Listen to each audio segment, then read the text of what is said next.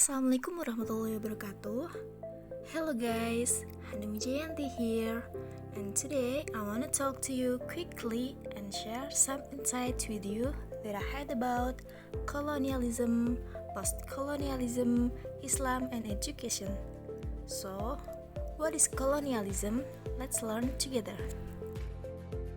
Kolonialisme atau kolonialisme berasal dari bahasa Latin dari kata kolonial yang berarti tanah jajahan dan isme yang berarti paham atau ideologi.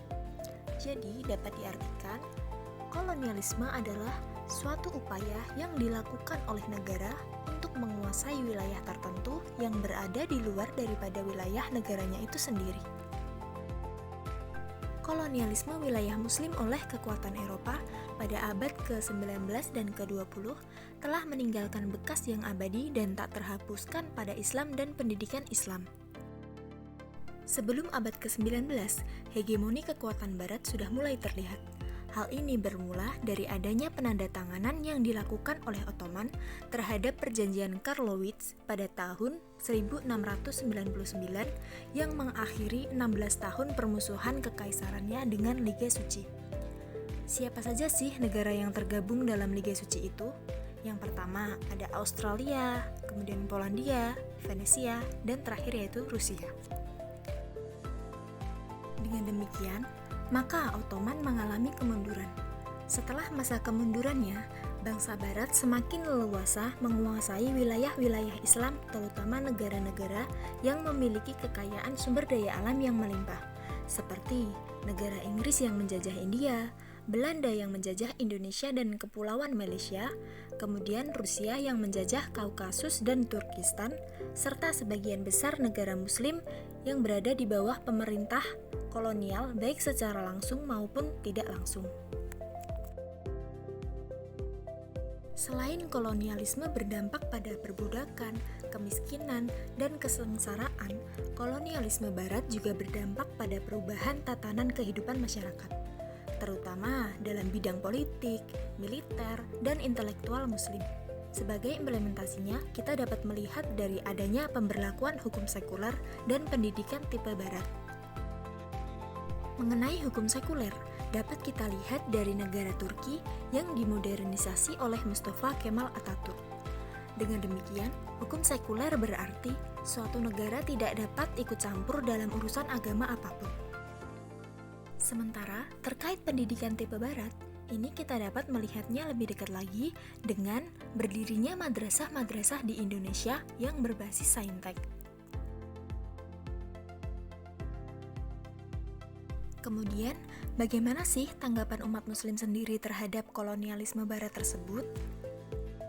Mengenai ini, Rothman mengidentifikasikannya dalam 4 tanggapan umum dengan contoh pemberontakannya. Yang pertama ada kelompok kuno. Respon ini dicontohkan ketika terjadinya pemberontakan yang dipimpin oleh Abdul Al-Qadir pada tahun 1808 sampai 1883 di Aljazair Barat. Pemberontakan ini mewakili perjuangan militer umat Islam melawan dan menyerang kontrol Barat. Yang kedua, ada neo-tradisionalis. Tanggapan ini dicontohkan ketika Sayyid Al-A'la Al-Maududi pada tahun 1903 sampai 1979 yang menolak terhadap peradaban Barat modern dan berpendapat bahwa perlunya kembali ke tradisi generasi awal Muslim sebagai sumber otoritas dan persaingan. Selanjutnya ada kaum reformis. Kita bisa lihat dari adanya pembaharuan Islam yang dilakukan oleh tokoh-tokoh Muslim seperti Muhammad Abduh di Mesir yang mana pada tahun 1849 sampai 1905 beliau memusatkan perhatiannya pada penguatan Islam melalui reformasi internal. Hal tersebut menegaskan bahwa rencana yang disusunnya itu paling efektif untuk melawan peradaban Barat. Yang terakhir ada kaum modernis. Salah satu tokohnya yaitu Sir Syed Ahmad Khan pada tahun 1917 sampai 1998 di India yang juga melihat urgensi reformasi sehingga mereka berusaha merasionalisasi pemikiran dan institusi Islam agar sejalan dengan paradigma Barat.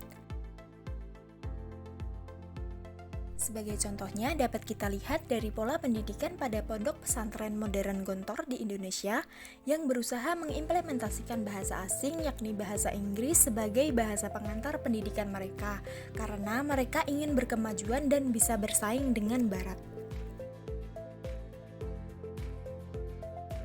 Sejalan dengan 4 tanggapan umat Islam tersebut, terdapat pula perdebatan terkait kurikulum pendidikan Islam dalam menempatkan mata pelajaran akademik dengan mata pelajaran agama.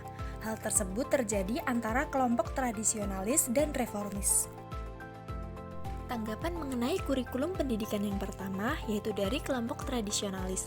Kelompok ini mencerminkan tanggapan kaum kuno dan neo-tradisionalis. Kelompok ini menolak ilmu pengetahuan umum dasar yang merupakan bekal di dunia modern. Namun, sebagian mereka juga menerima dengan catatan tidak boleh sampai mengancam atau melemahkan karakter religius peserta didik.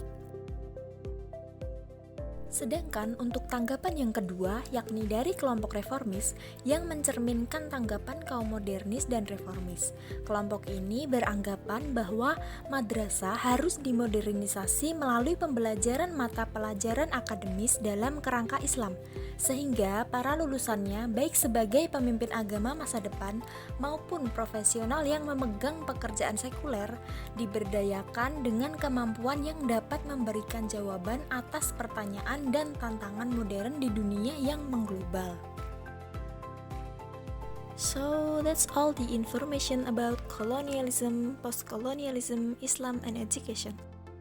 I hope it will be useful for you, and if you have any question, please feel free to ask about it. Thank you. Wassalamualaikum warahmatullahi wabarakatuh.